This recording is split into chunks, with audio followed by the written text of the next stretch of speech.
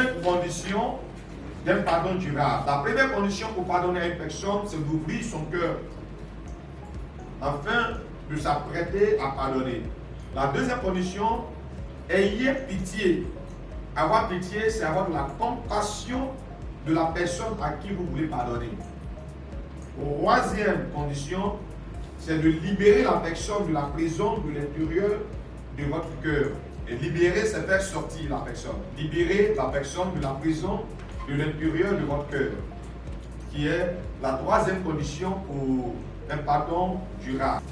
La quatrième condition, tout le monde est avec moi, pardonner chaque transgression, offense, faute, péché et blessure. Et la cinquième condition pour un pardon durable, c'est bénissez la personne et faites-lui du bien. 1.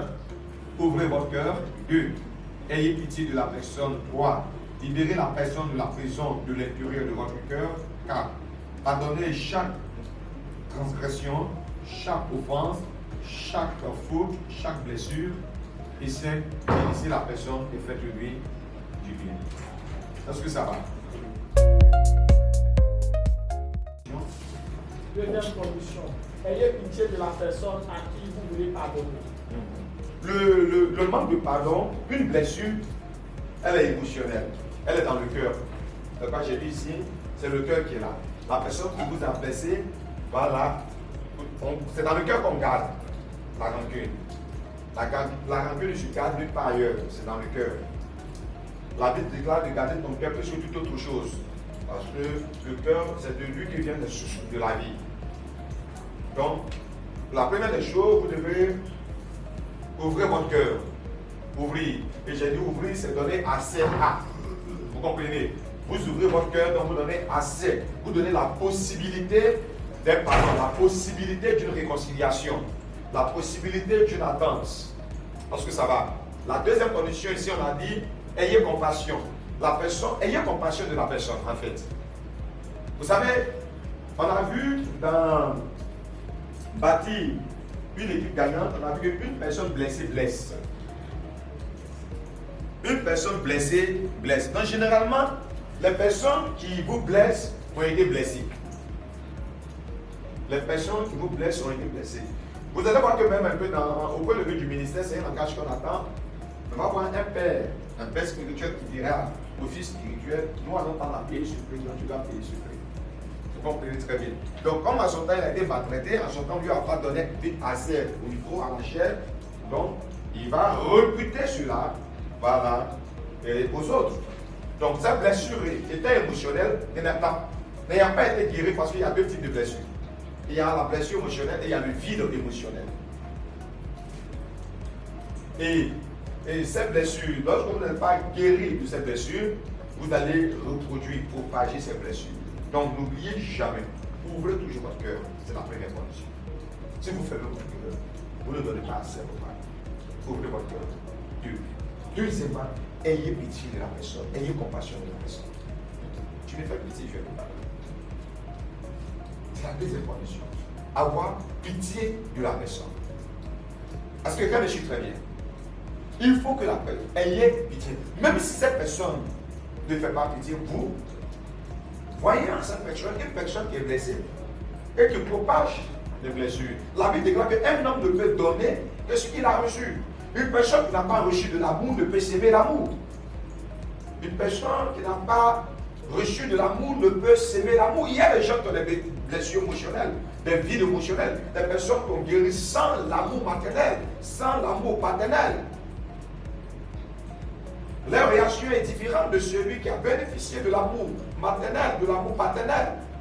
Et lorsque tu as cette blessure, ou bien ce vide émotionnel, et que dans ton enfance, tu n'as pas entendu cette expression qui te dit « je t'aime, tu es fort, tu es puissant, tu vas réussir », mais tu as entendu des expressions comme « tu es lâche, tu es un vaurien ». Lorsque tu grandis, tu vas reproduire cela. Tu diras à tes enfants, mais ceux qui t'entourent, tu es lâche, tu es un vaurien.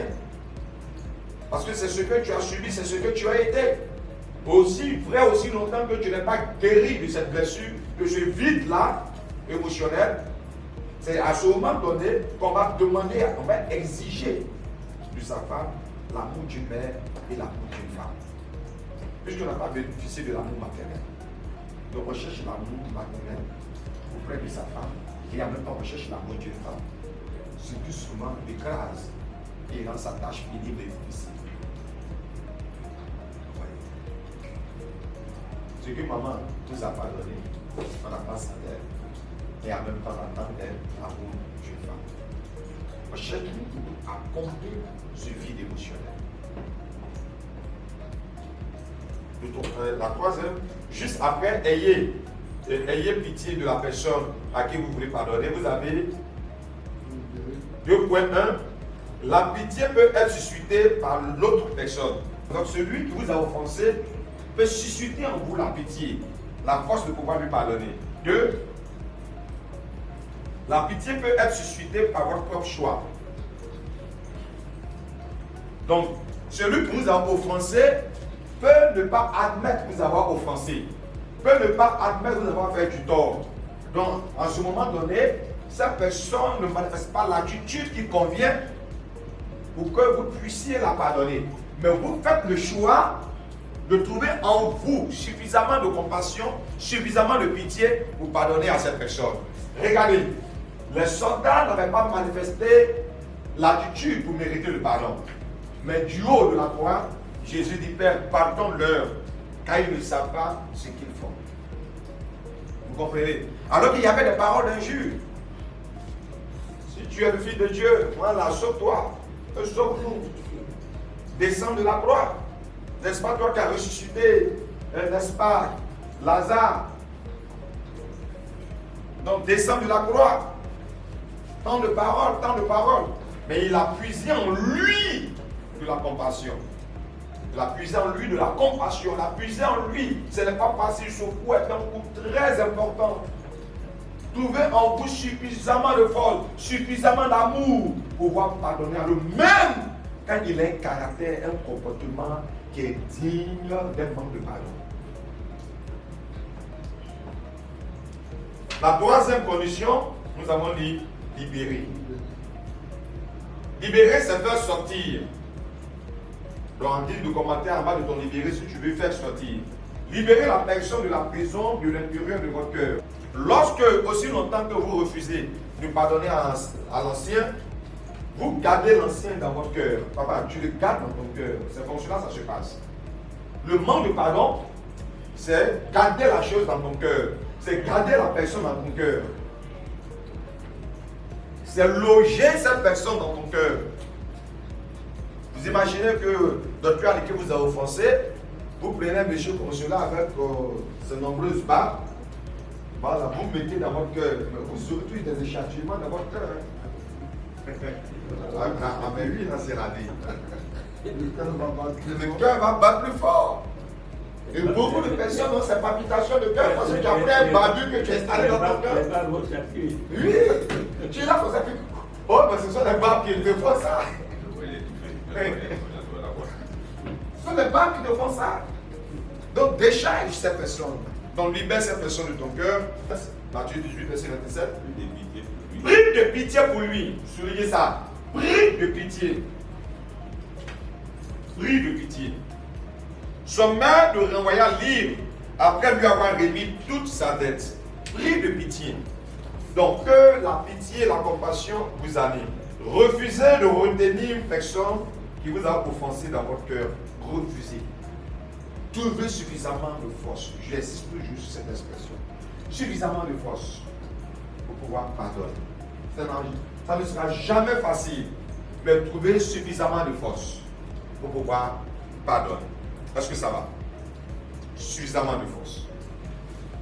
La quatrième condition d'un pardon durable, c'est de pardonner.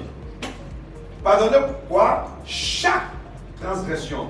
On n'a pas dit quelques-unes. Chaque offense. On n'a pas dit quelques-unes.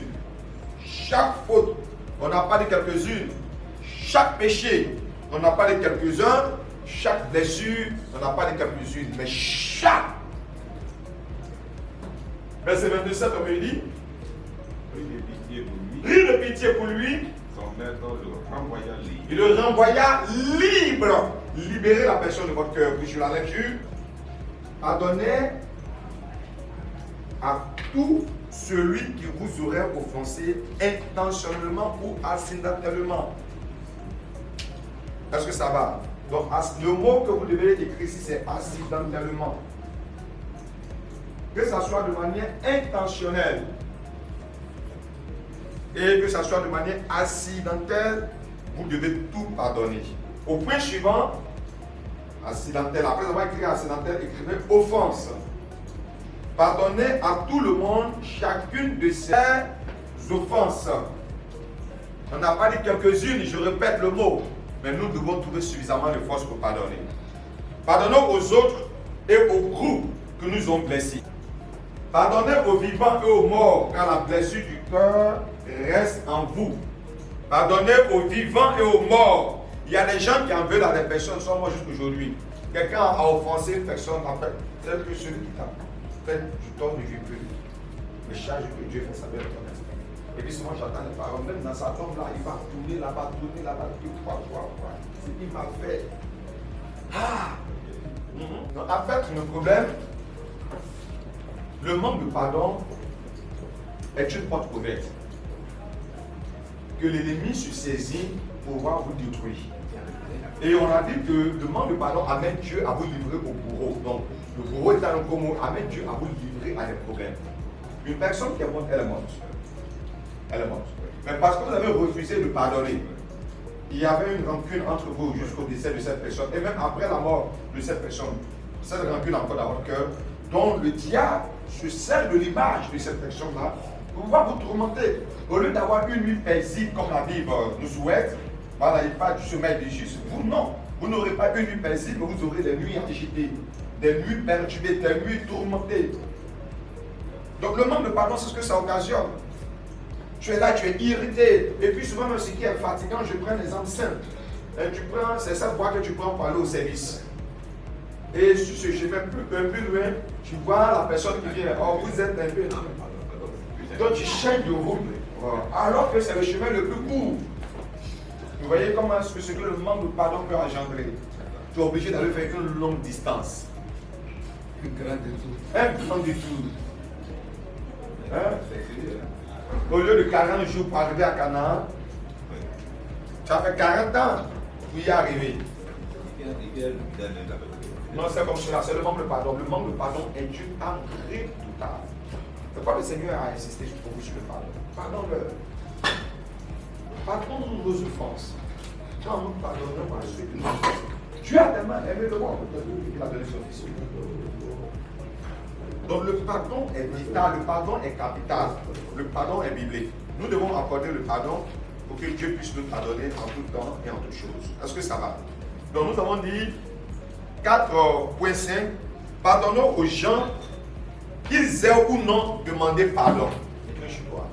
Qu'ils aient ou non demandé pardon. Retenez que dans le pardon, ne tenez pas compte de l'autre pour pardonner. Le pardon est premièrement pour vous. Après, lorsque vous gardez de la rancune, vous ne faites pas du mal à l'autre. Vous ne faites pas du mal à l'autre.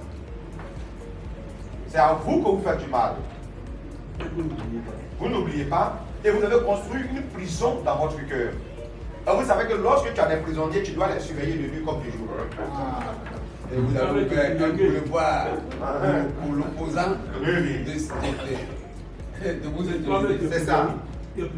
Quand tu es prisonnier, puisque tu es immobilisé, tu es là, tu dois le veiller sur lui, tu dois le surveiller.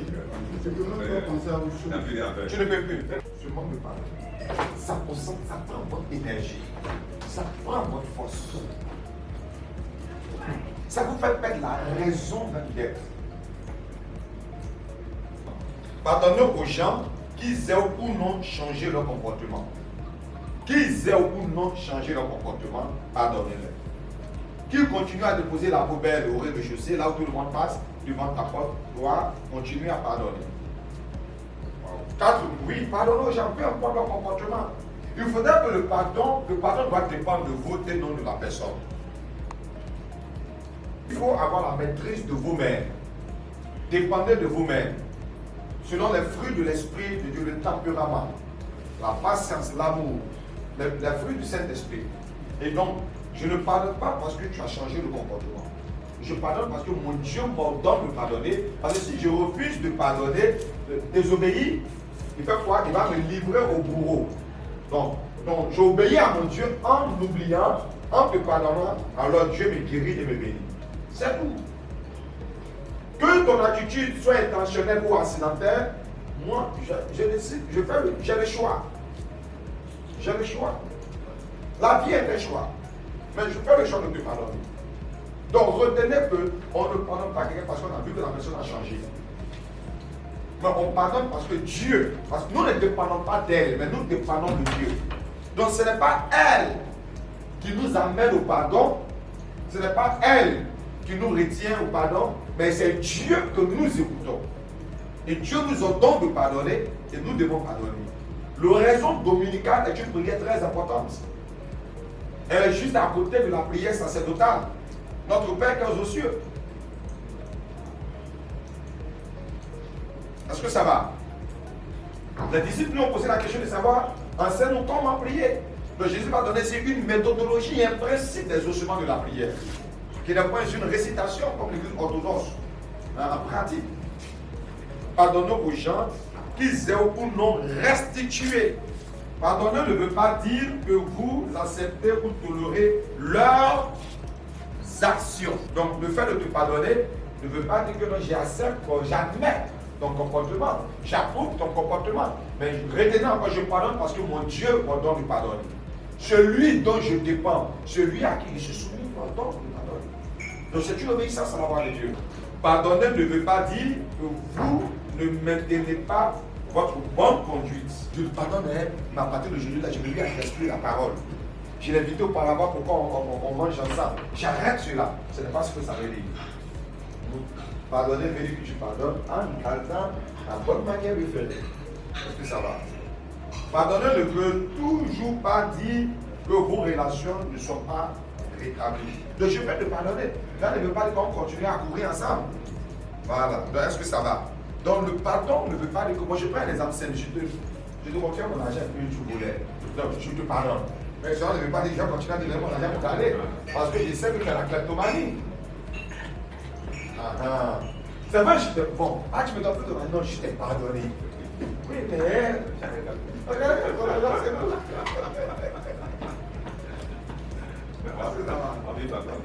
Ah, mais ça va. Parce que c'est ça là qui fait qu'on est. Voilà. Est-ce que ça va? Comme je l'ai dit, vous trouvez la paix. Si vous avez pardonné dans votre cœur, faites filer ça. Laissez-lui. En fait, là, c'est que la torture, le tourment n'est plus à votre niveau. C'est lui qui se tourmente. C'est lui qui fuit maintenant votre présence. Alors on dit à la réunion, comme ancien sera là, lui, il ne vient plus. Oui, parce que je n'ai pas envie de voir son visage. Mais si vous êtes convaincu que dans votre cœur, vous l'avez pardonné, vous avez la paix avec Dieu, c'est fini. Tant à lui aussi de trouver la solution à son niveau, vous avez trouvé votre solution. Donc, votre visage est joyeux, normal, c'est tout. Vous n'êtes pas crispé, vous êtes tranquille avec votre Dieu. C'est sûr. Avec vous-même. Voilà, c'est ça. Sa présence, son absence ne dérange rien. C'est tout. C'est cette peine de rien que nous cherchons. On cherche à être guéri. Il nous a occasionné une blessure. Il faut les guérir de ça là. Cinquième condition, bénissez la personne et faites-lui du bien. Est-ce que ça va? Dis-moi le verset qui suit, quelqu'un. Même moi, je vous dis, aimez vos ennemis. Aimez vos ennemis. Bénissez ceux qui vous maudissent. Bénissez ceux qui vous maudissent. Faites du bien à ceux qui vous haïssent. Faites du bien à ceux qui vous haïssent. Et priez pour ceux qui vous maltraitent. Et priez pour ceux qui vous maltraitent et qui vous persécutent. Allons-y. Afin que vous soyez fils de votre Père qui est dans les cieux. Pause. Serviteur de Dieu. Pardon. Mais moi je vous dis, aimez vos ennemis. Bénissez ceux qui vous bénissent. Faites du bien à ceux qui vous haïssent. Et priez pour ceux qui vous maltraitent et vous persécutent. Afin que vous soyez fils de votre Père qui est dans les cieux. Donc, vous ne pouvez pas être fils de Dieu si vous ne pardonnez pas. Parce que les fils de Dieu pardonnent. Est-ce que ça va? Donc, le Père. À l'image du Père. Est-ce que ça va? Afin que vous soyez fils de votre Père qui est dans les cieux, car il fait lever son soleil sur les méchants et sur les bons. Et il fait pleuvoir sur les justes et sur les injustes. Matthieu 4, 44 à 45. Sinon, lui, c'est bon. Aimez vos ennemis. Quand on parle, on dit certaines impératifs, certaines normes. Ouais. Donc, entre le prophète qui est blessé et le pasteur qui l'a blessé, il y a l'acte. Ce qu'il faut retenir ici, ce n'est pas la personne qui t'a blessé, mais c'est l'acte qui t'a blessé. C'est l'acte que la personne a posé qui t'a blessé. Mais la personne, c'est comme un peu de péché. Vous voyez, c'est le péché que Dieu déteste, qui est l'acte. Mais Dieu aime le pécheur. Vous me suivez très bien. Donc, vous devez continuer à aimer la personne. Mais c'est l'acte qui est à condamner. Donc, entre vous et la personne, il y a l'acte. Il y a l'offense. Et lorsque vous arrivez à surpasser l'offense, à dépasser l'offense, à ce moment donné, vous pardonnez automatiquement à la personne. Mais dès que vous n'arrivez pas à pardonner l'offense, le pardon ne peut pas s'installer. Tout le monde me suit? Ok. Soyez bons et compréhensifs, je suis à la conclusion. Soyez bons et compréhensifs les uns envers les autres. Pardonnez-vous réciproquement comme Dieu vous a pardonné en Christ.